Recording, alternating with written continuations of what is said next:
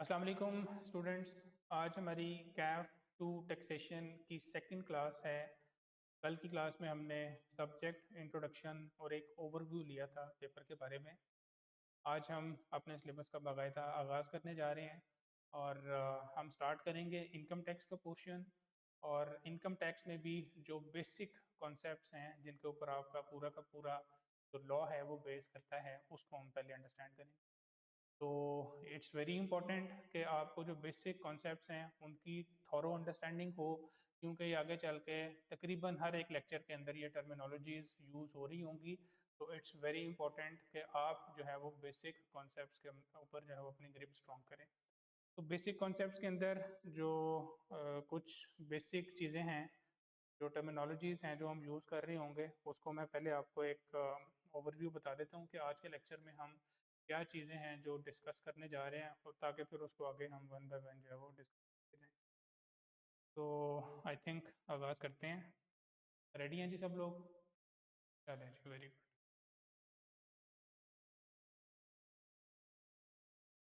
सो हम स्टार्ट करने जा रहे हैं बेसिक कॉन्सेप्ट्स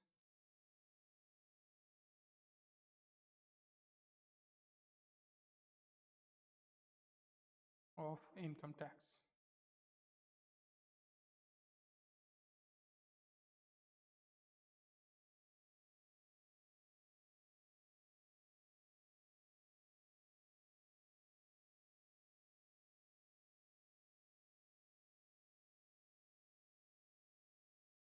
बेसिक कॉन्सेप्ट्स के अंदर हम सबसे पहले टैक्स ईयर पढ़ेंगे।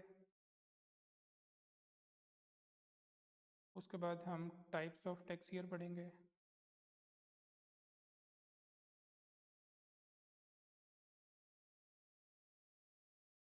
उसके बाद हम प्रोसीजर,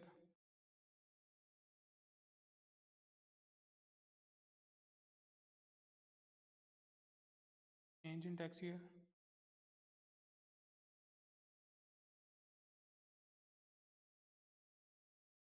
फिर हम पर्सन की डेफिनेशन पढ़ेंगे।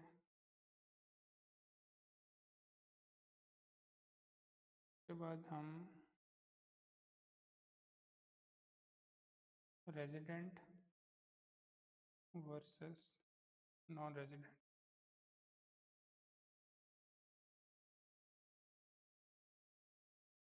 क्वेश्चंस पढ़ेंगे, और उसके बाद फिर हम प्रैक्टिस क्वेश्चंस को सॉल्व करेंगे।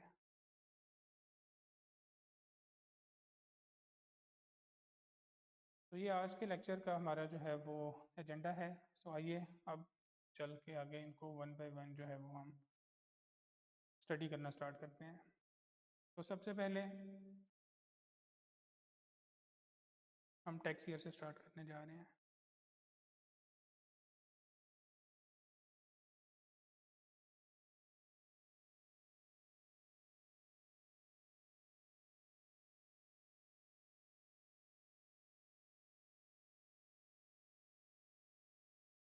तो टैक्स ईयर क्या होता है?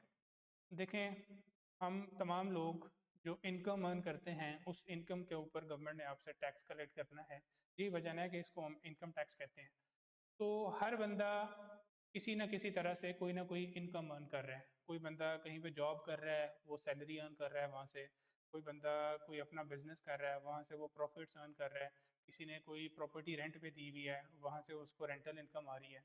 तो हर बंदा कोई ना कोई किसी तरह से जो है ना वो इनकम जो है वो अर्न कर रहा है। तो गवर्नमेंट जो है वो हर बंदे से जो इनकम अर्न करता है उससे टैक्स कलेक्ट करती है। ठीक है। तो अब जो टैक्स है वो आपने किसी न किसी पीरियड के लिए कलेक्ट करना है। की वजह ये है कि इनकम आप कंटिन्यूअसली अर्न कर रहे हैं। अगर आप कहीं पर जॉब कर रहे हैं, हर महीने आपको सैलरी आती है। तो गवर्नमेंट ने जब आपसे टैक्स लेना है, आपकी इनकम कैलकुलेट करनी है, तो उसके लिए कहीं न कहीं से उसको जो है ना वो पीरियड को डिफाइन करना पड़ेगा कि भई यहाँ से लेके यहाँ तक का ये जो पीरियड है, इसमें आपकी जितनी इनकम बनती है उसके ऊपर आप हमें टैक्स पे करें। तो टैक्स ईयर जो है ये वो पीरियड है जिसके लिए आप अपनी इनकम कैलकुलेट करके तो गवर्नमेंट को टैक्स जमा। तो ये टैक्स ईयर की हमारे पास सबसे आसान और सिंपल सी डेफिनेशन आ गई कि इट इज़ द पीरियड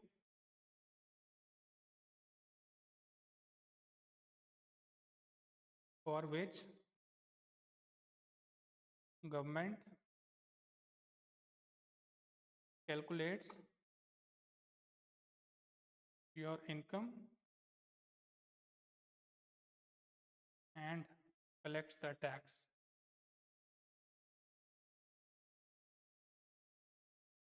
ठीक है जी, ये वो पीरियड है जिसमें गवर्नमेंट ने आपकी इनकम कैलकुलेट करते तो उसके ऊपर आपसे टैक्स ले लेना है।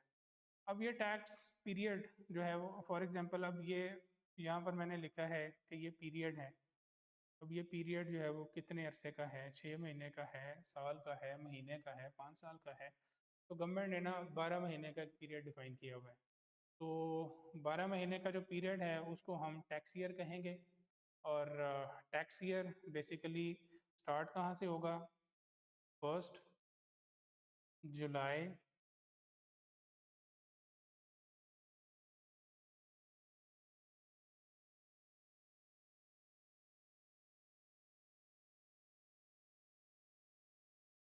टू 30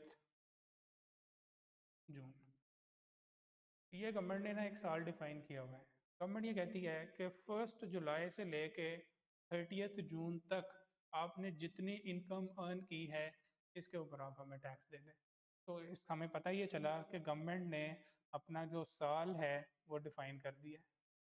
उसने कहा जी मेरा साल 1 जुलाई से शुरू होगा और 30 जून पे जो है वो ख़त्म होगा। इस पीरियड के दौरान आपने इनकम अर्न की है, जितनी इनकम अर्न की है, कम की है, ज़्यादा की है, उसके ऊपर आपका जितना टैक्स बनता है वो आप हमें पे कर दें। तो ये अब हमारा हो गया टैक्स ईयर। अब ये जो टैक्स ईयर है 1 जुलाई से लेके 30 जून, ज़्यादातर लोग यही यूज़ करते हैं। Most people use this tax year, इसीलिए इसको नॉर्मल टैक्स ईयर भी कहा जाता है।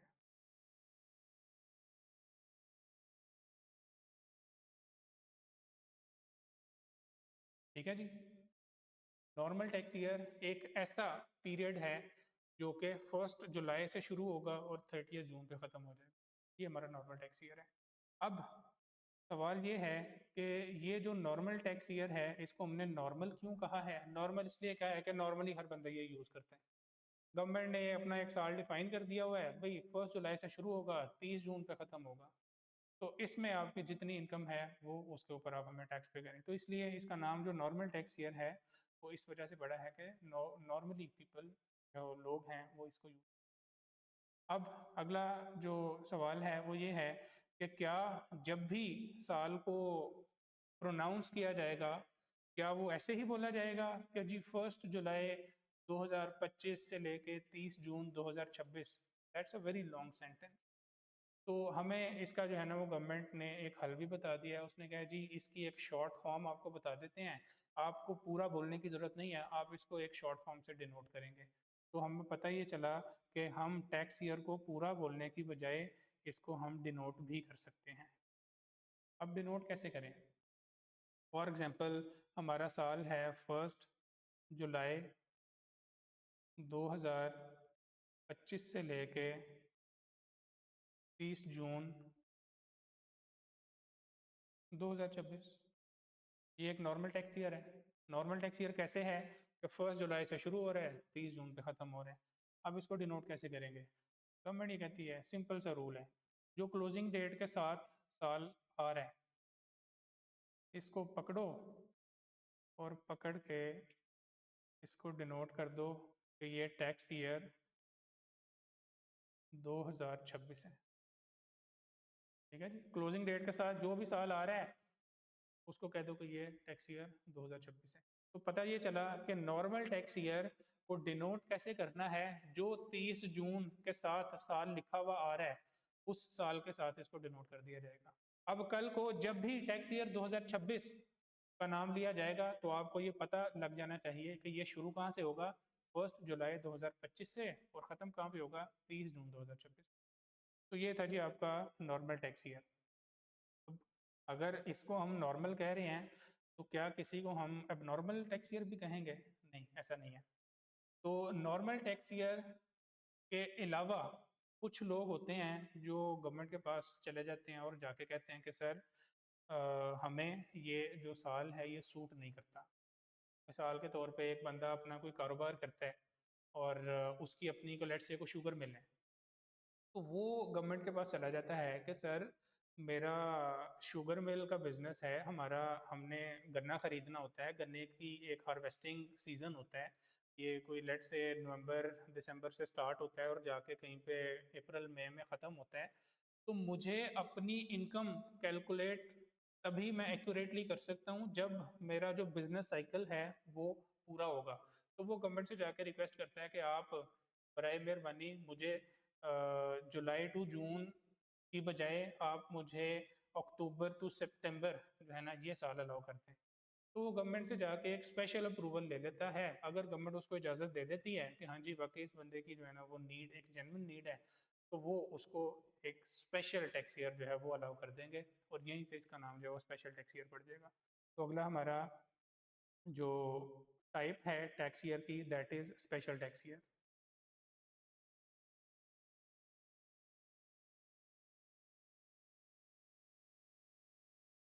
तो स्पेशल टैक्स ईयर को अगर मैं डिफ़ाइन करूँ तो मैं ऐसे डिफ़ाइन करूँगा कि it is a period of 12 months which ends on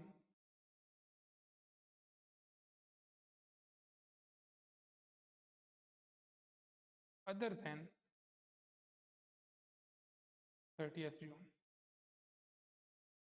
भाई 30 जून के अलावा कोई भी साल है, 12 महीने का पीरियड है, तो उसे हम स्पेशल टैक्स ईयर कहेंगे। मिसाल के तौर पे एक बंदा गवर्नमेंट के पास चला जाता है कि मुझे 1 अक्टूबर से लेके 30 सितंबर जो है ना आप ये साल अलाउ कर दें, वो स्पेशल टैक्स ईयर है। एक बंदा चला जाता है कि मुझे 1 जनवरी से लेके 31 दिसंबर का साल अलाउ कर दें, स्पेशल टैक्स ईयर है। एक बंदा चला जाता है कि मुझे 1 अप्रैल से लेके 31 मार्च ये आप अलाउ कर दें, वो भी एक स्पेशल टैक्स ईयर है। तो जुलाई टू जून के अलावा कोई भी साल है तो वो हमारा स्पेशल टैक्स ईयर कहलाएगा। ठीक है, तो इसलिए हमने डेफिनेशन के अंदर कह दिया कि ये फर्स्ट ऑफ ऑल साल है तो 12 महीने का पीरियड होगा, लेकिन ये 30 जून के अलावा कहीं पे एंड होगा। ये इसकी कह लें कि एक पक्की निशानी है। 30 जून के अलावा कहीं पे भी आपका साल खत्म हो रहा है तो वो आपका स्पेशल टैक्स ईयर है। ठीक है, इवन के यहाँ तक है कि एक बंदे का साल अगर 29 जून के ऊपर भी एंड हो रहा है ना, तो वो स्पेशल टैक्स ईयर ही कहलाएगा। बंदा गवर्नमेंट के पास चला जाता है, वो किसी वजह से उनसे अप्रूवल ले लेता है कि मेरा जो साल है ना वो 30 जून से शुरू होगा और 29 जून पे ख़त्म होगा, तो ये भी एक स्पेशल टैक्स ईयर है। ठीक है, तो 30 जून के अलावा कहीं पे भी एंड होगा वो स्पेशल टैक्स ईयर कहलाएगा। इसकी एग्जांपल्स के अंदर हमारे पास आ जाएगा जी, फॉर एग्जांपल 1 जनवरी 2022 से लेके 31 दिसंबर 2022। सही है। फॉर एग्जांपल 1 अप्रैल 2024 से लेके 31 मार्च 2025। 30 जून के अलावा कहीं पे भी एंड होगा तो ये हमारा स्पेशल टैक्स ईयर होगा। सही है, स्पेशल टैक्स ईयर डिस्कस करने के बाद अब अगेन इसको भी डिनोट किया जाएगा। जैसे हमने ऊपर नॉर्मल टैक्स ईयर को डिनोट किया है, उसी तरीके से हम स्पेशल टैक्स ईयर को भी डिनोट करेंगे, लेकिन इसका डिनोट करने का जो तरीकाकार है वो डिफरेंट है। इसको समझते हैं। ये इतना आसान नहीं है कि क्लोजिंग डेट के साथ जो साल आ रहा है उसको ऐसे ही लिख देंगे, नो ऐसा नहीं है। इसको डिनोट करने का जो तरीकाकार है वो थोड़ा सा डिफरेंट है। तवज्जो कीजिएगा, आपको आसानी से समझ आ जाएगी। चलें जी, फॉर एग्जांपल ये एक साल है, मैं इसको जो है वो डिनोट करने जा रहा हूँ। 1 अप्रैल 2024 से लेके 31 मार्च 2025। उसके लिए सबसे पहले आपने क्लोजिंग डेट को पकड़ लेना है। साल को नहीं पकड़ना, क्लोजिंग डेट को पकड़ना है। ये जो क्लोजिंग डेट है ये कौन से नॉर्मल टैक्स ईयर के अंदर फॉल करती है? नॉर्मल टैक्स ईयर आपको पता है ना, 1 जुलाई से शुरू होता है और 30 जून पे ख़त्म होता है। तो कौन सा ऐसा नॉर्मल टैक्स ईयर है जिसके अंदर ये डेट फॉल करती है, तो आपको पता चलेगा विच नॉर्मल टैक्स ईयर। तो वो टैक्स ईयर आप कहेंगे सर जो 1 जुलाई 2024 से लेके 30 जून 2025 वाला जो नॉर्मल टैक्स ईयर है, उसी के अंदर आपकी ये डेट फॉल करती है ना, उसी के अंदर।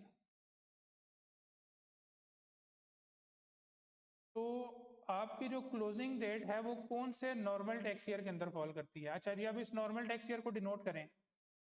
नॉर्मल टैक्स ईयर को डिनोट करने का तरीकाकार वही है जो पीछे ऊपर आपने पढ़ लिया है। क्लोजिंग डेट के साथ जो साल आ रहा है उसको ऐसे ही आप डिनोट कर दें, टैक्स ईयर 2025। अब ये जो आपका साल है, यही आपका स्पेशल टैक्स ईयर को डिनोट करने का होगा। ठीक है, तो कान सीधा नहीं पकड़ा बल्कि उल्टा पकड़ा है जाके। तो जो स्पेशल टैक्स ईयर है उसको डिनोट करने का तरीकाकार हमारा ये हुआ जी, ये हमने इसको डिनोट कर दिया।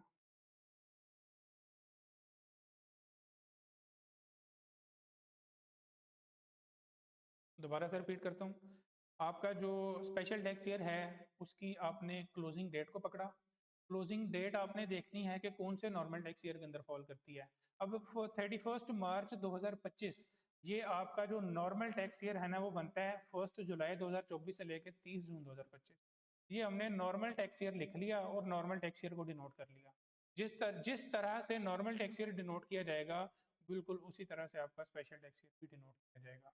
अब ये जो 1 अप्रैल 2024 से लेकर 31 मार्च 2025 है, ये आपका टैक्स ईयर 2025 से डिनोट किया जाएगा। क्लियर है जी सबको? यहाँ तक किसी का कोई सवाल? चलें जी आगे चलते हैं। ये जो ऊपर मैंने एक एग्जांपल लिखी है, अब इसको जो है ना वो आपने मुझे डिनोट करवाना है। अगेन तरीकाकार वही है, सबसे पहले आप क्लोजिंग डेट को पकड़ें। क्लोजिंग डेट है 31 दिसंबर 2022। मुझे बताएं जी ये कौन सा नॉर्मल टैक्स ईयर है। आपका नॉर्मल टैक्स ईयर बनता है 1 जुलाई 2022 से लेके 30 जून 2023, इसी के अंदर ये डेट फॉल करती है ना। तो अब अगला तरीकाकार वही है, जो नॉर्मल टैक्स ईयर का क्लोजिंग डेट के साथ साल आ रहा है इसको पकड़ें और डिनोट कर दें। टैक्स ईयर 2023, ये लें जी, ये डिनोट हो गया।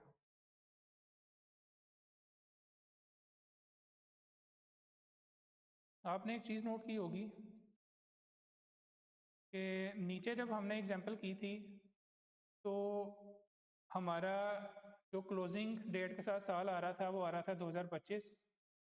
तो हमने टैक्स ईयर 2025 से डिनोट किया था इसको।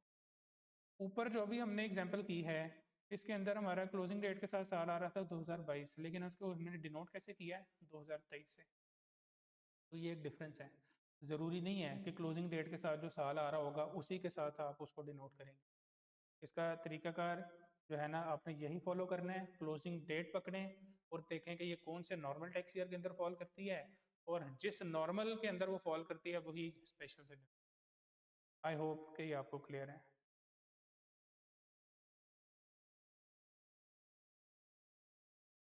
उसके बाद नेक्स्ट, ये एक हमारा हो गया जी स्पेशल टैक्स ईयर, दूसरा हो गया एक नॉर्मल और दूसरा स्पेशल।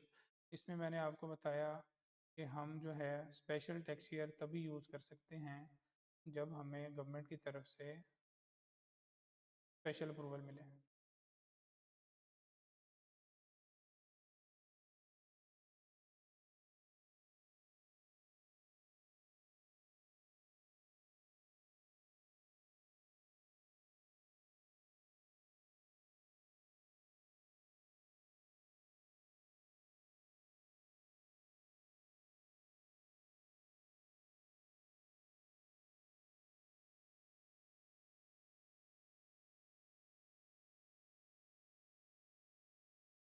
हर बंदा अपनी मर्जी से उठ के तो स्पेशल टैक्स ईयर यूज़ नहीं कर सकता। अगर आपकी वाकई कोई जेन्युइन रीज़न है, आप गवर्नमेंट के पास जाएंगे, इजाज़त लेंगे, तो उसके बाद ही आप स्पेशल टैक्स ईयर यूज़ कर सकते हैं। क्लियर है जी? चलें जी। अब तीसरा और आखिरी जो टाइप है हमारी टैक्स ईयर की, that is transitional tax year.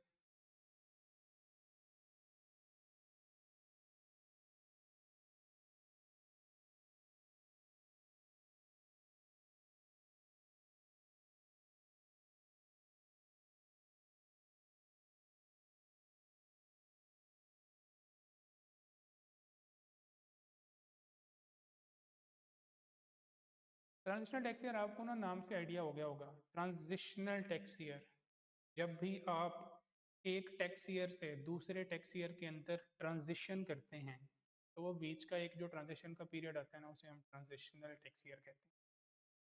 अब ये सिनेरियो है क्या बेसिकली? हमने ये कहा कि नॉर्मली जो है ना, वो तमाम लोग 1 जुलाई से लेकर 30 जून एक नॉर्मल टैक्स ईयर फॉलो करते हैं, लेकिन कुछ लोग होते हैं जो गवर्नमेंट से जाके स्पेशल अप्रूवल ले लेते हैं और गवर्नमेंट उनको जो है वो जुलाई टू जून के अलावा कोई साल अलाउ कर देती है, जिसे हम स्पेशल टैक्स ईयर कहते हैं।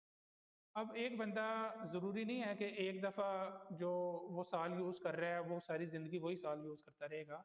वो फ्यूचर के अंदर अपना जो टैक्स ईयर है उसको चेंज भी करवा सकता है। मिसाल के तौर पे एक बंदा पहले नॉर्मल टैक्स ईयर यूज़ कर रहा था, अब वो स्पेशल टैक्स ईयर के ऊपर जाना चाहता है।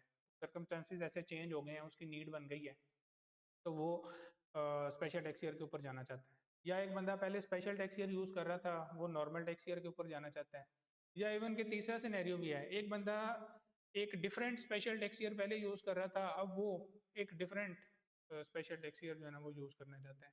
तो ये सारे सिनेरियोज वो हैं जिसके अंदर वो गवर्नमेंट से जाके एक अप्रूवल लेगा, और अप्रूवल लेने के बाद जो बीच का उसका एक पीरियड आएगा जिसमें वो ट्रांजिशन कर रहा होगा पुराने साल से नए साल की तरफ, वो उसका जो पीरियड है वो ट्रांजिशनल टैक्स ईयर कहलाएगा।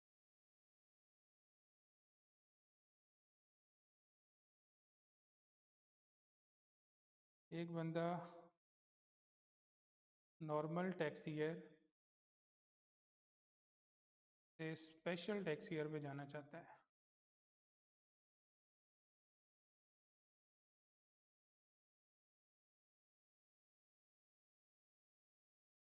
या स्पेशल से वो नॉर्मल की तरफ जाना चाहता है,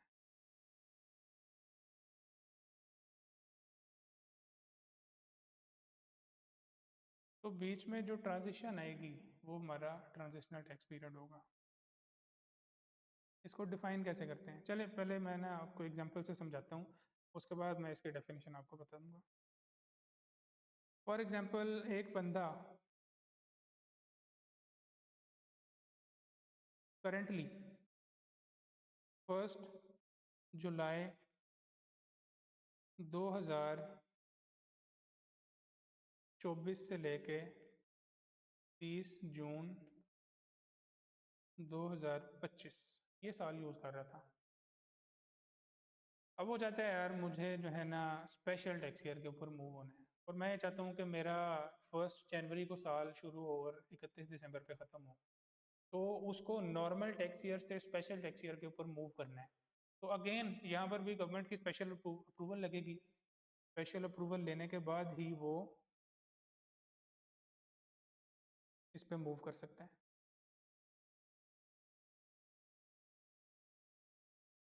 जी, वो रिक्वायर्ड है। गवर्नमेंट के पास जाएगा, तरला मिन्नत करेगा, अगर वो मान गए तो ठीक है, नहीं माने तो अगली बात भी बताता हूँ आपको। स्पेशल अप्रूवल रिक्वायर्ड है। अच्छा जी, एक बंदा करेंटली जो है वो 1 जुलाई 2024 से लेकर 30 जून 2025 जो है ना वो टैक्स ईयर यूज़ कर रहा था। अब वो ये चाहता है कि मैं मूव कर जाऊं 1 जनवरी 2026 से लेके 31 दिसंबर 2026। तो होगा क्या, जैसे ही उसका 30 जून 2025 ख़त्म होगा तो ये साल तो हो गया मुकम्मल। इस साल की उसने जो इनकम है उसके ऊपर टैक्स पुराने साल के मुताबिक ही पे करना है। जैसे ही 30 जून 2025 गुजरी, वो गवर्नमेंट के पास चला गया, उसे जाके कहा जी मेरा टैक्स ईयर काइंडली आप चेंज। गवर्नमेंट मेहरबान होती है, उसको अलाउ कर देती है और उसे कहती है कि तुमने आगे जो 1 जनवरी आएगा ना, वहाँ से तुमने अपना जो स्पेशल टैक्स ईयर है ना वो यूज़ करना स्टार्ट कर देना है। अब अगला साल आपका शुरू कहाँ से होगा? 1 जनवरी 2026 से। इधर से ही होगा ना। तो अब पुराना साल खत्म हो गया 30 जून 2025 पे, अगला शुरू होगा 1 जनवरी 2026 से। तो भैया ये जो बीच का पीरियड है जो कि शुरू हो रहा है आपका 1 जुलाई 2025 से और ख़त्म हो रहा है आपका 31 दिसंबर 2025 पे, ये आपका ट्रांजिशनल टैक्स ईयर है। ये आप ट्रांजिशन कर रहे हैं ना, पुराने साल से नए साल की तरफ जा रहे हैं, तो बीच का जो गैप आ रहा है उसमें आप बेसिकली ट्रांजिशन कर रहे हैं पुराने से नए पे। तो ये इसी वजह से इसको जो है वो ट्रांजिशनल टैक्स ईयर भी कहा जाता है।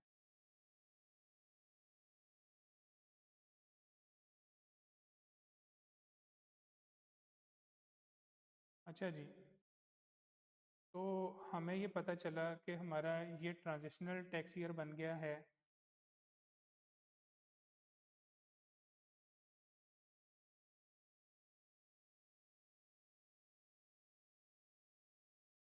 को डिनोट करना है, चलें नीचे इधर इधर ले आते हैं इसको। इसको अब डिनोट कैसे करेंगे?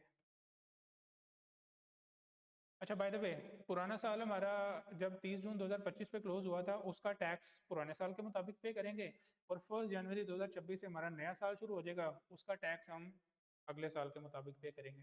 तो ये जो बीच का 6 माह का पीरियड आ रहा है ना, ये ट्रांजिशनल टैक्स ईयर है, इसको एक सेपरेट टैक्स ईयर ट्रीट किया जाएगा और इसके मुताबिक आप अलहदा से गवर्नमेंट को टैक्स पे करेंगे। अब इसको कैसे डिनोट करना है? इसको डिनोट करने का जो तरीकाकार है वो बिल्कुल सेम वैसे ही है जैसे स्पेशल टैक्स ईयर का है। वो क्या है? क्लोजिंग डेट को पकड़ेंगे,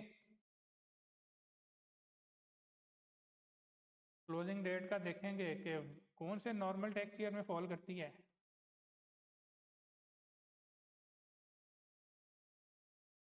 और नॉर्मल आपको पता चलेगा कि आपका शुरू हो रहा होगा। अब ये 31 दिसंबर 2025 है ना, 1 जुलाई 2025 से 30 जून 2026, ये नॉर्मल टैक्स ईयर है। और इसको कैसे डिनोट किया जाएगा? 2026 से, क्योंकि नॉर्मल का तो आसान है ना, जो क्लोजिंग डेट के साथ साल आ रहा है उसी के साथ उसको डिनोट कर दिया जाएगा। ये लें जी।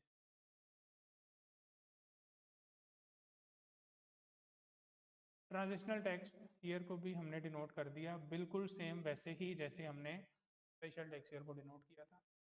तो यहाँ पर हमारा जो टैक्स ईयर का टॉपिक है वो वाइंड अप होता है, जिसके अंदर हमने सबसे पहले ये कहा कि टैक्स ईयर होता क्या है।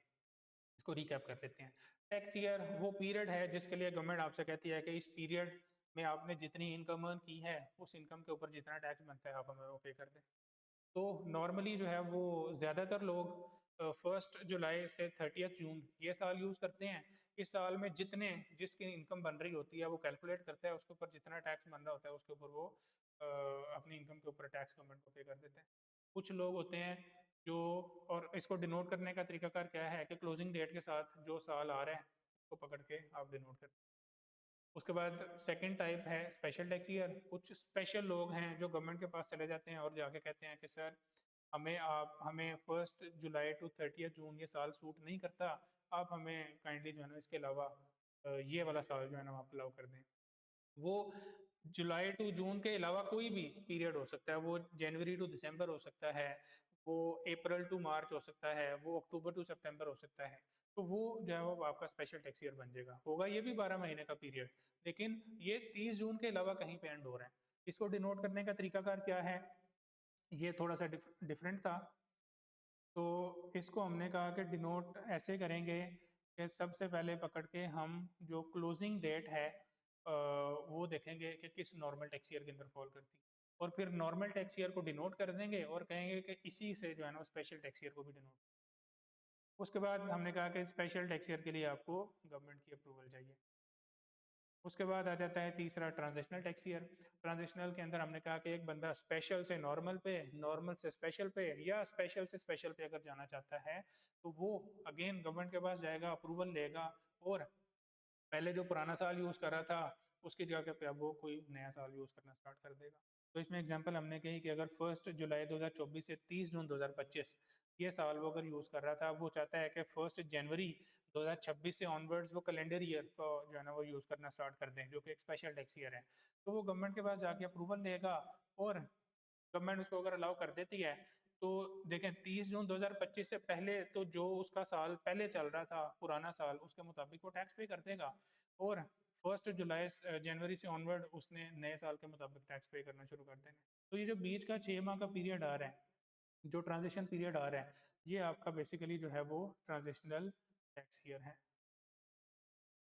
इसका टैक्स आप अलहदा से गवर्नमेंट को पे करेंगे, और उसे उसके उसको भी डिनोट करने का तरीकाकार वही सेम है जैसे आपका स्पेशल टैक्स ईयर को डिनोट कर। आई होप इसके अंदर आपका कोई क्वेश्चन नहीं होगा।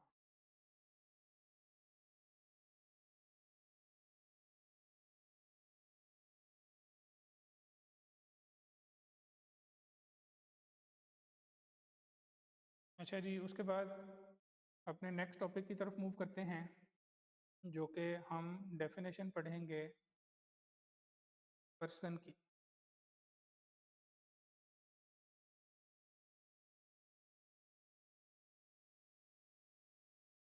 चलें जी, आज आपको एक नई बात बताते हैं। पर्सन से मुराद आपके जहन में ये होगा कि किसी शख्स को, किसी इंसान को हम पर्सन कहते हैं, लेकिन टैक्स वालों के मुताबिक जो पर्सन है उसकी डेफिनेशन डिफरेंट है, और ये थोड़ी सी ब्रॉड डेफिनेशन है। ये सिर्फ जिंदा जीते जागते इंसान को ही पर्सन नहीं कहते, बल्कि उसके अलावा और भी कुछ चीज़ें हैं जिनको ये पर्सन कहते हैं। तो फर्स्ट ऑफ ऑल जो पर्सन की डेफिनेशन है उसके अंदर क्या क्या चीज़ें शामिल हैं। Number 1, individual.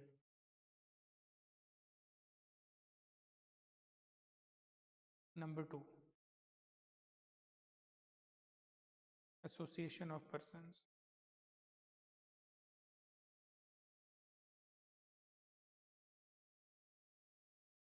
ये एसोसिएशन ऑफ पर्सन्स ये एक टैक्स की टर्मिनोलॉजी है। इससे मुराद जो है वो आपकी पार्टनरशिप फर्म होती है।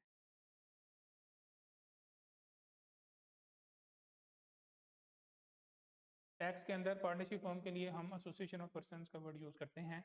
मीन्स से कुछ लोग मिल के एसोसिएट होते हैं आपस में और वो कोई कारोबार करते हैं, तो उसको हम एसोसिएशन ऑफ पर्सन्स कहते हैं। उसके बाद तीसरा, कंपनी। जी हाँ, तो कंपनी जो है वो भी टैक्स वालों के लिए एक पर्सन है, जो कि वो एक सेपरेट लीगल एंटिटी होती है। आपने पीआरसी के अंदर बड़े अच्छे तरीके से पढ़ा होगा एक सेपरेट लीगल एंटिटी का कॉन्सेप्ट। तो जो कंपनी है वो भी टैक्स वालों के लिए, गवर्नमेंट के लिए वो एक सेपरेट पर्सन है। इन अदर वर्ड्स मैं आपको शॉर्टकट बता दूं, इसमें कुछ इसके अलावा और भी चीज़ें हैं, जैसे इसके अंदर आपकी जो है वो फॉरेन गवर्नमेंट आ जाती है। इसके अंदर आपकी जो है वो पब्लिक इंटरनेशनल ऑर्गेनाइजेशन आ जाती है।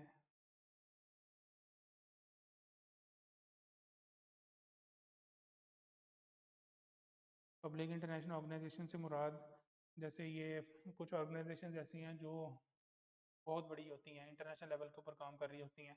For example United Nations, for example WHO, for example आपका आईएमएफ, फॉर एग्जांपल आपका वर्ल्ड बैंक। तो ये सारे जो हैं वो पब्लिक इंटरनेशनल ऑर्गेनाइजेशन जो है ना वो कहलाते हैं। और इस तरह की दो तीन और चीज़ें, लेकिन जो आपका मेन जो फोकस है वो आपका इन तीन के ऊपर होगा। ठीक है, इंडिविजुअल, एओपी और कंपनी।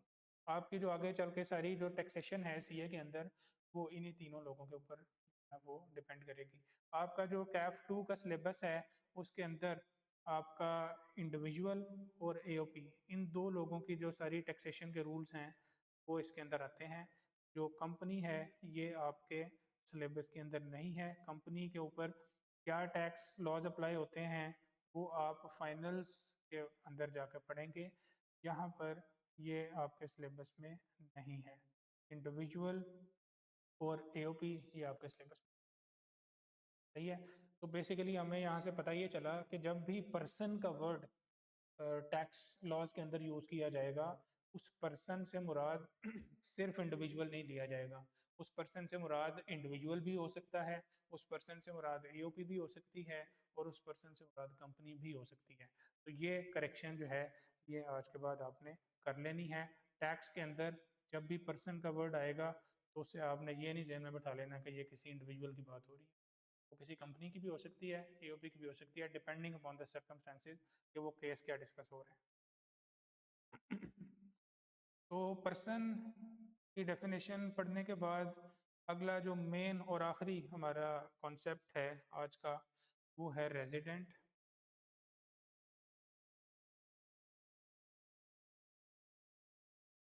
पर्सन वर्सेस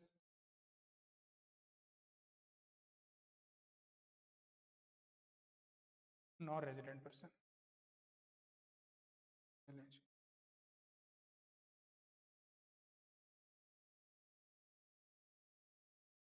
मैं थोड़ी सी पेंटिंग कर लूँ इसकी।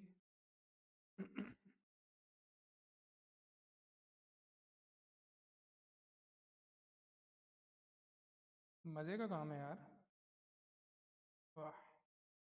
चलें जी, अगला जो टॉपिक है हमारा रेजिडेंट पर्सन और नॉन रेजिडेंट पर्सन। अब ये क्या बात है जी, पहले आपने सर कहा कि पर्सन से मुराद सिर्फ इंडिविजुअल नहीं है, इसके अंदर कंपनी भी शामिल है, इसके अंदर एओपी भी शामिल है। अब आप कह रहे हैं कि पर्सन आगे दो तरह के होते हैं, एक रेजिडेंट पर्सन होता है और एक नॉन रेजिडेंट पर्सन। तो ये क्या चक्कर है, इसको डिस्कस करते हैं। Resident person versus non resident person. तो याद रखिएगा कि जो टैक्स लॉज हैं, जो टैक्स के रूल्स हैं वो हर एक बंदे के लिए सेम नहीं है। ये दो टर्मिनोलॉजीज हैं जो आगे चल के यूज़ की जाएंगी, रेजिडेंट और नॉन रेजिडेंट। आपके ऊपर टैक्स कितना लगेगा, कौन सी इनकम के ऊपर टैक्स है, कौन सी के ऊपर नहीं है, ये डिपेंड करता है कि आपका स्टेटस क्या है। आपका स्टेटस रेजिडेंट है या आपका स्टेटस नॉन रेजिडेंट है। तो ये जो स्टेटस है ना, अब हम उसको डिस्कस करने जा रहे हैं। क्यों? क्योंकि एक सेम बंदा अगर रेजिडेंट है तो उसके लिए सारी की सारी टैक्सेशन रूल्स जो है ना वो चेंज हो जाते हैं, और वही बंदा अगर नॉन रेजिडेंट है तो रूल्स ऑल टुगेदर डिफरेंट है। तो सबसे पहले रेजिडेंट पर्सन किसे कहते हैं और नॉन रेजिडेंट पर्सन किसे कहते हैं। याद रखिएगा कि पर्सन के अंदर अभी मैंने आपको बताया है कि इंडिविजुअल भी हो सकता है और एओपी भी हो सकती है और कंपनी भी हो सकती है। तो तीनों पर्सन्स का जो रेजिडेंट का क्राइटेरिया है और नॉन रेजिडेंट का क्राइटेरिया है वो डिफरेंट है। ठीक है जी। तो जब भी मैं रेजिडेंट पर्सन की बात करूंगा तो मैं आपको ये बताऊंगा कि मैं इंडिविजुअल की बात कर रहा हूँ, एओपी की बात कर रहा हूँ या कंपनी की बात कर रहा हूँ। तो सबसे पहले मैं इंडिविजुअल से स्टार्ट करूंगा। रेजिडेंट इंडिविजुअल किसे कहते हैं? सही है जी। ये मेरा पहला टॉपिक है कि एक इंडिविजुअल रेजिडेंट कब होगा पाकिस्तान के अंदर। उसके ना तीन क्राइटेरियाज हैं, उन तीनों में से अगर कोई भी पूरा हो जाए तो उस बंदे को कहेंगे कि ये पाकिस्तान के अंदर जो है वो रेजिडेंट है। अब रेजिडेंट का वैसे तो ग्रामेटिकल मीनिंग आपको पता होगा कि उर्दू में रहायशी को कहते हैं, कि जो बंदा पाकिस्तान में रहता है वो पाकिस्तान का रेजिडेंट है, जो पाकिस्तान के अंदर नहीं रहता वो रेजिडेंट नहीं है। ऐसा बिल्कुल भी नहीं है। ये आप लोग अभी करेक्शन कर लें कि रेजिडेंसी का ताल्लुक आपकी नेशनैलिटी के साथ नहीं है, आपके आईडी कार्ड के साथ नहीं है। एक बंदा जो पाकिस्तान के अंदर रहता है हो सकता है वो नॉन रेजिडेंट हो। एक बंदा जो पाकिस्तान से बाहर कहीं रहता है हो सकता है वो रेजिडेंट हो। ठीक है। तो जो रेजिडेंट इंडिविजुअल का क्राइटेरिया है ये नेशनैलिटी के ऊपर बिल्कुल भी बेस नहीं करता। ये बेस किस चीज़ के ऊपर करता है, आइए देखते हैं।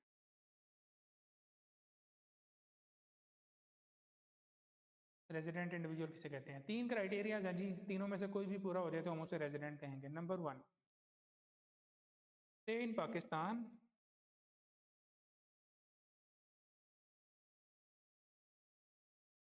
For 183 days or more in aggregate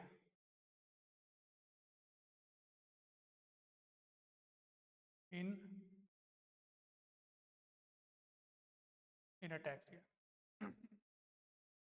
एक बंदा अगर एक साल में पाकिस्तान में 183 या उससे ज़्यादा दिन गुजारेगा तो उसे हम कहेंगे कि उस साल के लिए वो पाकिस्तान में रेजिडेंट है। अब ये 183 का क्या लॉजिक है? साल में 365 दिन होते हैं, उसका अगर आप हाफ करें तो वो 182.5 बनते हैं, और 183 डेज का मतलब ये हुआ कि साल का ज़्यादातर हिस्सा उसने अगर पाकिस्तान में गुजारा। आप इसको सिंपली ऐसे कर सकते हैं, ठीक है। तो वो 183 डेज, ये एग्जैक्ट डेज के काउंट के एतबार से देखा जाएगा कि अगर कोई बंदा पाकिस्तान के अंदर एक साल में 183 या उससे ज़्यादा दिन गुजारेगा तो वो उस साल के लिए पाकिस्तान के अंदर रेजिडेंट कहलाएगा। दो तीन बातें हैं जिनका आपने ख्याल रखना है। एक, ये टैक्स ईयर की बात हो रही है, अभी टैक्स ईयर का कॉन्सेप्ट आपने ऊपर जो है वो पढ़ लिया है। इट मीन्स के रेजिडेंसी का जो स्टेटस है ये हर साल देखा जाएगा। हो सकता है एक बंदा एक साल में रेजिडेंट है, अगले साल में वो नॉन रेजिडेंट है।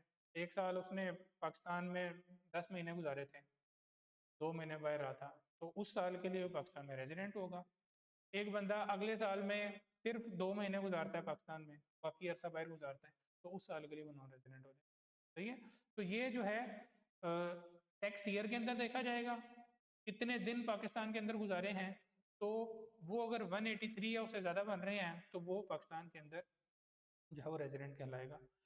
अच्छा, और जो एक गौर करने की बात है वो ये है कि एग्रीगेट देखा जाएगा। एग्रीगेट मीन्स कुल मिला के देखा जाएगा कि डेज कितने हैं। एक बंदा हो सकता है पाकिस्तान आया, 2 महीने रह के फिर वापस चला गया, फिर आया 3 महीने रह के फिर वापस चला गया, फिर आया 2 महीने रह के वापस चला गया। तो आपने साल के अंदर जो टोटल पाकिस्तान के अंदर डेज हैं जितने बनते हैं वो आपने देखने हैं, वो 183 डेज बन रहे हैं नहीं बन रहे। तो ये तीन बातें, इनका आपने ख्याल रखना है। नंबर वन, 183 दिन टोटल एक साल में पाकिस्तान में अगर बन रहे हैं तो वो बंदा रेजिडेंट कहलाएगा।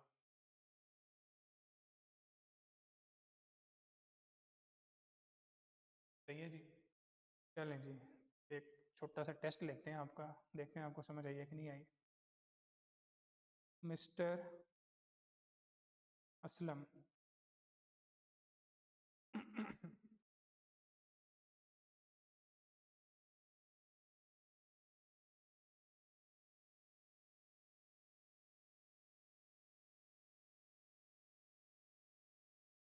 चलें जी, मैं इधर कुछ डेट्स लिखता हूँ।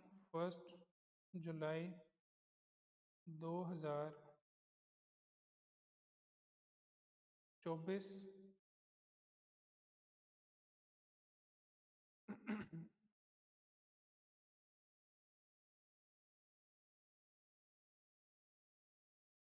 यहाँ पर वो अब्रॉड चला जाता है।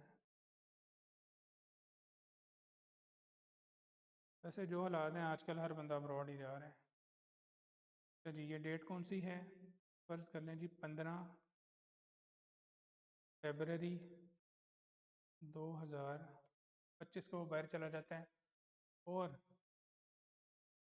छुट्टियाँ छुट्टियाँ गुजारने के बाद, गर्मियाँ गुजारने के बाद वो वापस आता है यहाँ पर। ये डेट है जी आपकी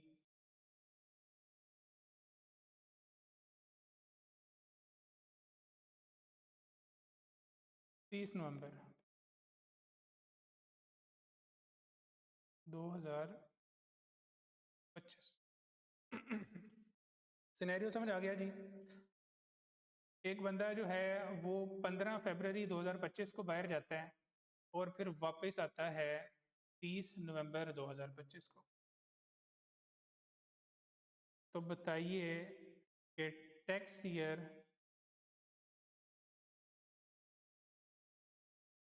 2025 के लिए उसका रेजिडेंट स्टेटस क्या है?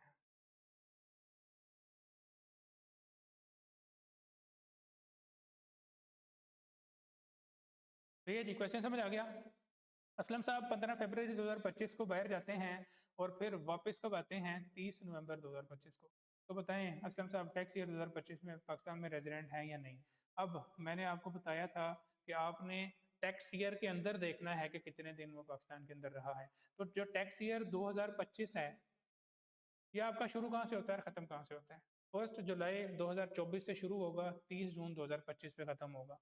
तो इसका मतलब ये हुआ कि ये जो आपका पीरियड है, ये आपके टैक्स ईयर के अंदर फॉल करता है। ऐसे ही है?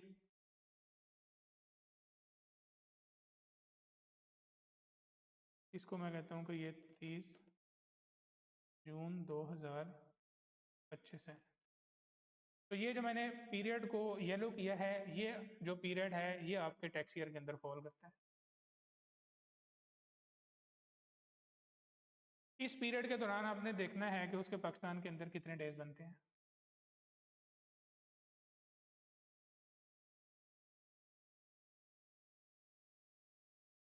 अब वो मुल्क से बाहर गया कब है? 15 फरवरी 2025 को। इसका मतलब ये हुआ कि 1 जुलाई 2024 से लेके 15 फरवरी 2025 तक वो पाकिस्तान के अंदर रहा है। चलें जी डेज काउंट करें। डेज काउंट करते हुए याद रखिएगा कि जो महीना 31 का है वो 31 काउंट किया जाएगा, जो 30 का है वो 30 काउंट किया जाएगा।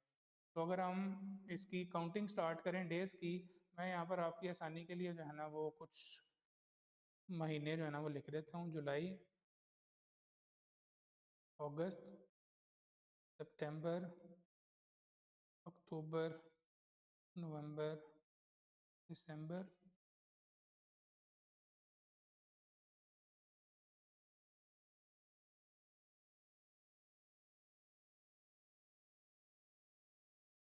चलें जी मुझे बताते जाएं कि किस महीने में कितने दिन वो पाकिस्तान के अंदर रहा है।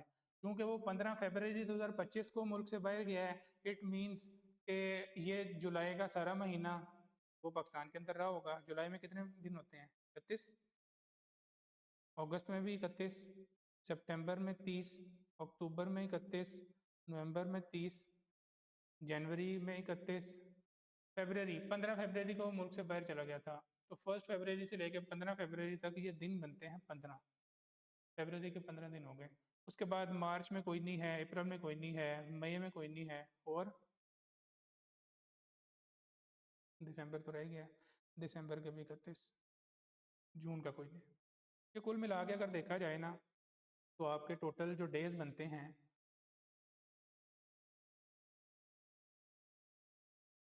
वो कितने बनते हैं? काउंट करें ज़रा इनको। 31 और 31, 62, 92 और 123, 153, 184 और फिर 31, 215 और 15, ये 230 हो गए। तो पाकिस्तान के अंदर टैक्स ईयर 2025 में जो है वो 230 दिन बन रहे हैं। अब बताएं कि 183 से ज़्यादा है या कम है? 183 दिन से ज़्यादा बन रहे हैं। इसका मतलब ये हुआ कि असलम साहब टैक्स ईयर 2025 में पाकिस्तान के अंदर रेजिडेंट हैं।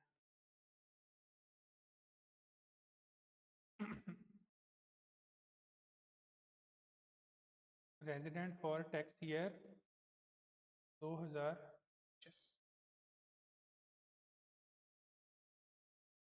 मुश्किल तो नहीं है?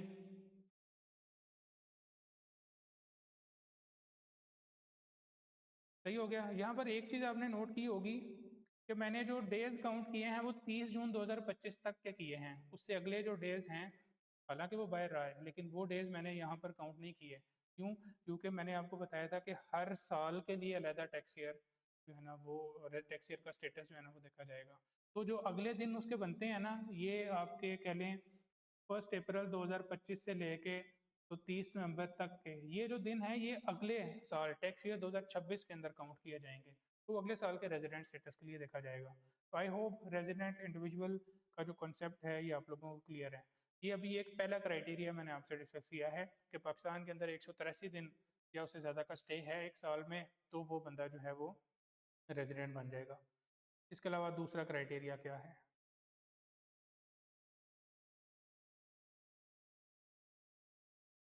फेडरल और प्रोविंशियल गवर्नमेंट एम्प्लॉई। चलें जी, आसान सा पॉइंट है।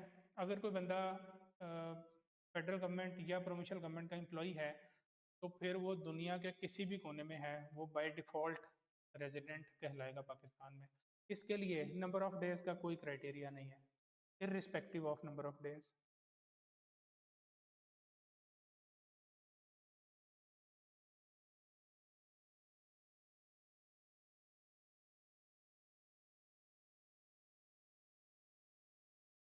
ठीक है जी।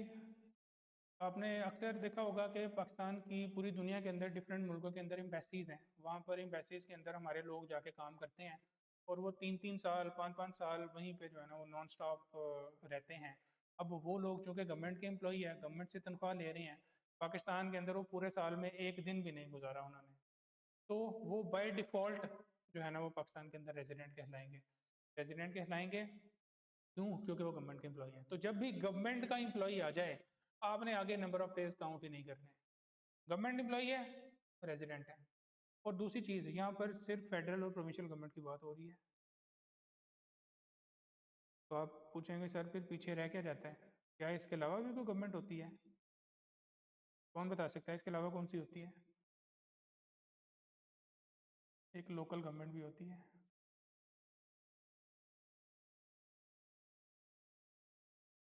वो इसमें शामिल नहीं है। अगर कोई बंदा लोकल गवर्नमेंट का एम्प्लॉई है तो उसके ऊपर ये क्राइटेरिया अप्लाई नहीं होता कि वो बाय डिफ़ॉल्ट रेजिडेंट होगा। तो उसके लिए वो ऊपर वाला क्राइटेरिया ही देखा जाएगा। ये जिस जो आपके नाज़िम, नायब नाज़िम, काउंसलर, ये जो हैं आपके ये लोकल गवर्नमेंट का हिस्सा है। तो ठीक है जी, ये क्राइटेरिया आपका बिल्कुल आसान सा था कि अगर कोई बंदा गवर्नमेंट का एम्प्लॉई है तो वो बाय डिफ़ॉल्ट आपका रेजिडेंट कहलाएगा। बेशक वो पाकिस्तान के अंदर रहते हुए कहीं जॉब कर रहा है, बेशक वो मुल्क से बाहर कहीं पे जाके सरकारी नौकरी कर रहा है पाकिस्तान गवर्नमेंट की, तो वो रेजिडेंट होगा। तीसरा और सबसे इंटरेस्टिंग जो क्राइटेरिया है वो क्या है?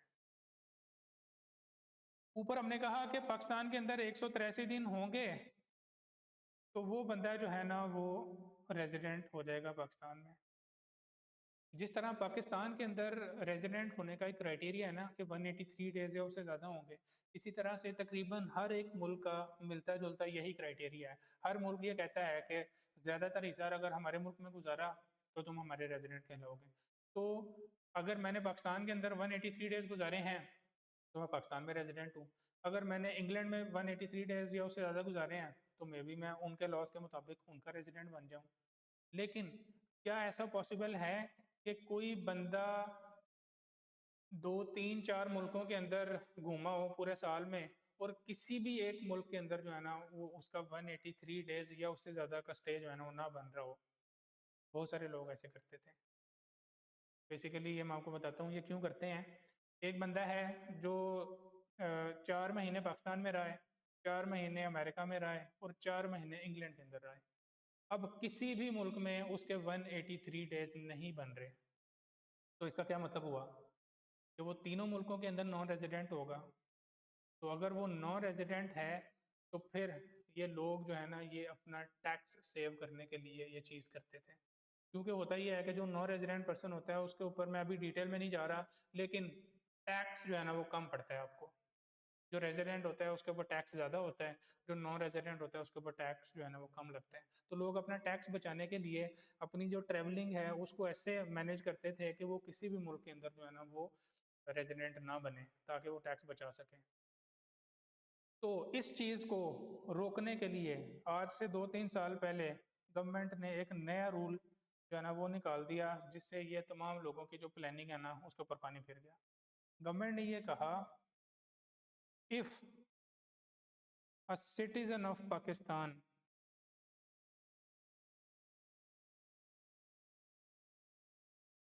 is not present in any country for 183 days or more। तो अगर वो किसी भी कंट्री के अंदर 183 दिन या उससे ज़्यादा नहीं गुजारता, इट मीन्स कि वो हर एक कंट्री के अंदर नॉन रेजिडेंट बन रहा है, और he is not resident in any other country. कुछ मुल्क होते हैं जिनका स्टे के अलावा भी कोई डिफरेंट क्राइटेरिया होता है रेजिडेंट होने का। तो इन अदर वर्ड्स एक बंदा किसी और मुल्क के अंदर रेजिडेंट नहीं है, तो फिर अगर वो सिटीजन ऑफ पाकिस्तान है तो फिर वो बाय डिफ़ॉल्ट पाकिस्तान का रेजिडेंट कहलाएगा। अब इससे हुआ क्या, जो लोग जानबूझ के अपनी ट्रैवलिंग को ऐसे मैनेज करते थे कि वो किसी भी मुल्क के अंदर रेजिडेंट ना बने, अब उन्होंने कह दिया कि जो बंदा किसी भी मुल्क में रेजिडेंट नहीं है, अगर उसके पास पाकिस्तान का आईडी कार्ड है तो फिर वो बाय डिफ़ॉल्ट पाकिस्तान का रेजिडेंट ट्रीट किया जाएगा। अब वो लोग जो है ना, वो जो ट्रैवलिंग के ज़रिए से अपना रेजिडेंट स्टेटस मैनेज करते थे, अब वो इस फंदे के अंदर आ गए हैं। अब इसके बाद वो जो है ना बाय डिफ़ॉल्ट पाकिस्तान के रेजिडेंट ट्रीट किए जाएंगे। तो ये प्रोविजन जो है ना वो सिर्फ और सिर्फ रेजिडेंट ऑफ पाकिस्तान के लिए है, ये बात याद रखिएगा। अगर मिस्टर माइकल जो है वो किसी अमेरिकन सिटीजन है और वो किसी मुल्क के अंदर रेजिडेंट नहीं है, तो वो बाय डिफ़ॉल्ट पाकिस्तान का रेजिडेंट नहीं माना जाएगा। लेकिन अगर मिस्टर उस्मान जो कि पाकिस्तान का सिटीजन है, वो किसी मुल्क में रेजिडेंट नहीं है, तो फिर वो बाय डिफ़ॉल्ट पाकिस्तान का रेजिडेंट ट्रीट किया जाएगा।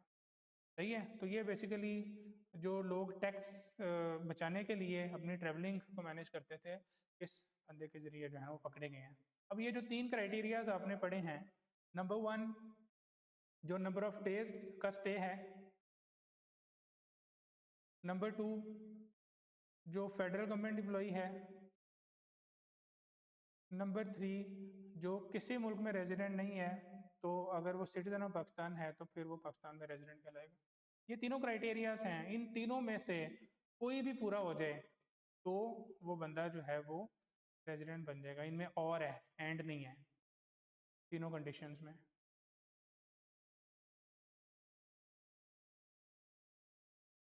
सही है जी। तो ये हमारा एक आप कह लें टॉपिक एक कंप्लीट हुआ कि रेजिडेंट इंडिविजुअल कब होगा। इन तीनों में से कोई क्राइटेरिया पूरा हो गया तो वो बंदा जो है वो आपका रेजिडेंट बन जाएगा। अब यहाँ पर चूँकि एक हमारा एक टॉपिक कंप्लीट हुआ है, मैं ये चाहता हूँ कि इसके जो रिलेटेड प्रैक्टिस क्वेश्चंस हैं वो भी मैं आपको करवा दूँ, ताकि आपको आइडिया हो जाए कि आपको पेपर के अंदर किस तरह से क्वेश्चंस आ सकते हैं।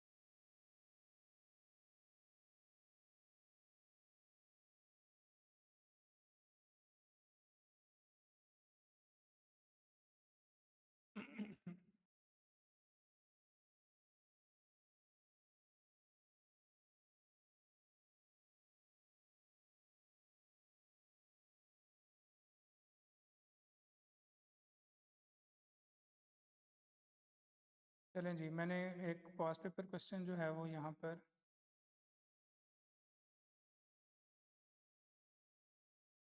पेस्ट किया है आपके लिए, इसको हम डिस्कस करते हैं। ये दिसंबर 2010 अटेम्प्ट में CFAP लेवल, जो आपका लेवल 3 एडवांस लेवल है, उसके अंदर ये क्वेश्चन आया था। क्या कहते हैं जी, in view of the provisions of the income tax ordinance and the rules determine the resident status of the following persons for the tax year 2008 under the given circumstances. तो कहता है ये एक नीचे कुछ आपको सिचुएशंस दी हैं, इन लोगों का आपने रेजिडेंट स्टेटस बताना है। सबसे पहले जो चीज़ हाईलाइट करने वाली है वो क्या है कि कौन सा टैक्स ईयर है जिसकी बात हो रही है।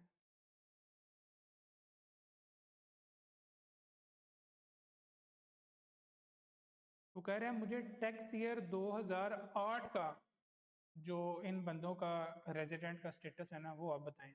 अब आपके जहन में होना चाहिए कि जो टैक्स ईयर 2008 है वो शुरू कहाँ से होगा और ख़त्म कहाँ पे होगा। चूँकि इसके साथ कुछ नहीं लिखा हुआ तो ये बाय डिफ़ॉल्ट ये नॉर्मल टैक्स ईयर एज्यूम किया जाएगा।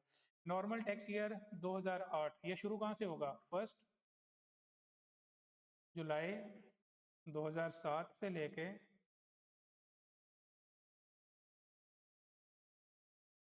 30 जून 2008, ये आपका नॉर्मल टैक्स ईयर है। अच्छा जी, scenario number 1, mister Mubeen came to Pakistan for the first time on a special assignment from his company on 1st April 2007 and never left the country on 30th September 2007। Pakistan के अंदर आया कब है? 1 अप्रैल 2007 को, और गया कब है? 30 सितंबर 2007 को। अब जो टैक्स ईयर 2008 है उसके अंदर उसका जो स्टे है वो कितने डेज का बनता है? आपने जिस दिन वो आया है और जिस दिन गया है इसका स्टे नहीं आपने देखना, आपने देखना है कि आपके टैक्स ईयर के अंदर उसके कितने डेज फॉल करते हैं। अब देखें हमारा टैक्स ईयर कब से स्टार्ट हो रहा है? हमारा स्टार्ट हो रहा है 1 जुलाई 2007 से ऑनवर्ड्स। वो तो अप्रैल में आ गया था, तो वो जो पिछले दिन है ना वो पिछले साल के अंदर फॉल करते हैं। हमारे जो डेज काउंट होंगे वो 1 जुलाई 2007 से ऑनवर्ड जो है ना वो काउंट होने शुरू होंगे। तो चलें जी, यहीं पे हम वो आसानी के लिए जो है वो बना लेते हैं, अगेन ड्रॉ कर लेते हैं। जुलाई, अगस्त, सितंबर, अक्टूबर, नवंबर और दिसंबर, जनवरी, फरवरी, मार्च, अप्रैल, मई और जून। चलें जी, जुलाई का पूरा महीना वो पाकिस्तान के अंदर रहा है 31 दिन। अगस्त भी पूरा महीना रहा है 30 दिन। सितंबर, 30 सितंबर को वो मुल्क से बाहर चला गया था, तो 30 दिन सितंबर के भी वो रहा है। उसके बाद डेज जो है ना वो ज़ीरो है, इस साल के अंदर वो कोई डेज फॉल नहीं करते। तो टोटल जो उसके डेज हो गए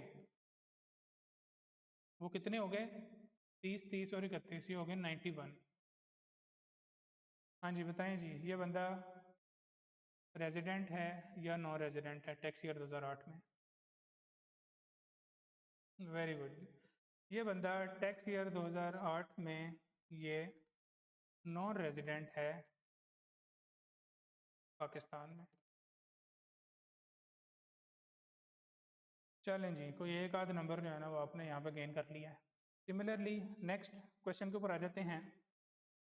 mister Rana who had never travelled abroad in his life got a job in Canada. Canada से भाई जॉब ऑफर हो गई है। He went to Canada on 29 December 2007। Days important हैं, डेट्स इंपॉर्टेंट है, इसके लिए इनको हाईलाइट कर लेते हैं। 29 दिसंबर 2007 को वो मुल्क से बाहर जाता है to assume his responsibilities as a CFO। है जी, ये किया होगा इसने। In June 2008 his company sent him to India on a training workshop. जून 2008 में उसकी कंपनी उसको कनाडा से इंडिया भेज देती है, वहाँ पे वो कोई वर्कशॉप अटेंड करता है। और फिर on 30th June 2008 on his way back to Canada he had to stay in Karachi for a whole day in transit. अच्छा जी, ट्रांजिट का एक कॉन्सेप्ट आ गया है, ये मुझे आपको अभी ज़रा एक्सप्लेन कर लेने दें। ये ट्रांजिट क्या होता है?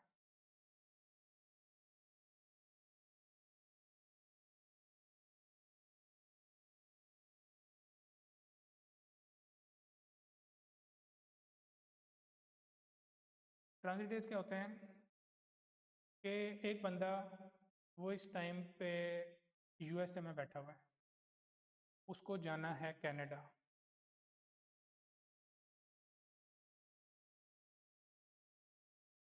कनाडा जाने के लिए कोई डायरेक्ट फ़्लाइट नहीं मिल रही उसको, सही है जी, नो डायरेक्ट फ़्लाइट। एक फ़्लाइट उसको मिलती है USA से पाकिस्तान की, और फिर पाकिस्तान से अगली फ़्लाइट उसको मिलती है कनाडा की। तो वो क्या करता है कि वो मजबूरन USA से पहले कनाडा की अपना USA से पाकिस्तान की फ़्लाइट करवाता है, और फिर पाकिस्तान से अगली फ़्लाइट पकड़ के कनाडा चले जाते हैं। तो ये बेसिकली पाकिस्तान के अंदर जो उसने स्टे किया है, ये उसने ट्रांजिट स्टे किया है।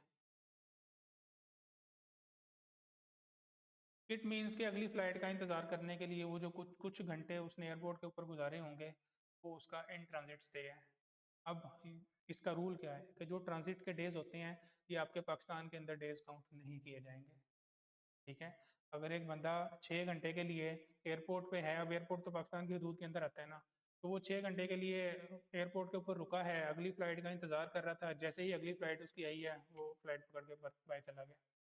तो वो बेसिकली इन ट्रांज़िट उसका जो स्टे आया है पाकिस्तान के अंदर, वो है। अब इन ट्रांज़िट का रूल क्या है, वो सुन लें। जो ट्रांज़िट डेट्स हैं, वो काउंट नहीं किए जाएँगे स्टे के अंदर। Do not count in stay. भाई उसने तो पाकिस्तान आना ही नहीं था ना, उसको तो फ़्लाइट नहीं मिल रही थी कनाडा की, तो उसको उसने सोचा कि पाकिस्तान के ज़रिए से फ़्लाइट कनाडा की मिल रही है इनडायरेक्ट, तो पहले पाकिस्तान की करवा लेता हूँ, फिर वो कनाडा की करवा लूँगा। तो ये जो ट्रांज़िट स्टे है, ये आपका काउंट नहीं किया जाएगा।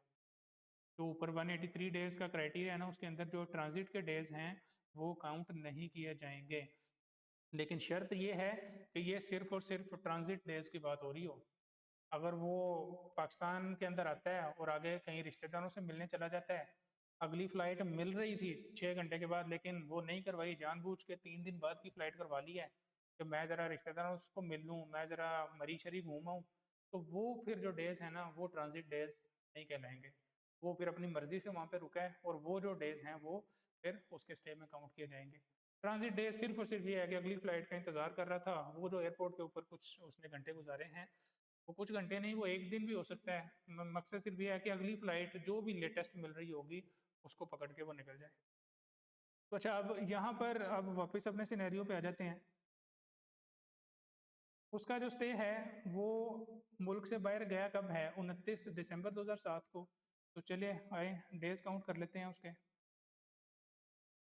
जुलाई वो पाकिस्तान के अंदर रहा होगा, 31 जुलाई के हो गए, अगस्त के 31 हो गए, सितंबर के 30 हो गए, अक्टूबर के 31 हो गए, नवंबर के 30 हो गए और दिसंबर के 29 हो गए। तो इनको अगर आप काउंट करें डेज़ को, तो ये बनते हैं 31 और 31 62 और 92, 123, 153 और उसके अंदर आप 29 ऐड करें तो ये 182 डेज़ बनते हैं। तो 182 डेज़ बन रहे हैं, लेकिन ऊपर अगर आप सिनेरियो में जाएं तो वो ट्रांजिट के लिए एक दिन कराची में भी गुजरा था और वो दिन था 30 जून 2008 का। ये देखें। अब सवाल ये है कि इस दिन को अगर हम काउंट करें तो वो रेजिडेंट बन जाता है और अगर काउंट ना करें तो वो रेजिडेंट नहीं बनता। तो अब ये दिन जो है वो ये डिसाइडर बन गया। तो हमने अभी ये डिसाइड किया कि इस दिन को हम काउंट नहीं करेंगे। क्यों? क्योंकि ये ट्रांजिट का टाइम है। तो लिहाजा उसके जो डेज हैं वो 182 ही बन रहे हैं पाकिस्तान के अंदर टैक्स ईयर 2008 में। तो अगर डेज 182 हैं तो बताएं वो रेजिडेंट हुआ या नॉन रेजिडेंट हुआ?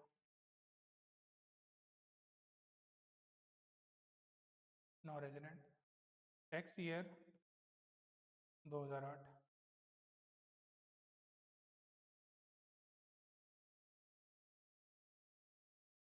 चलें जी, आई थिंक आपको कॉन्सेप्ट जो है वो समझ आ गया है और इसके रिलेटेड जो पास्ट पेपर क्वेश्चंस हैं वो भी हमने कर लिए हैं।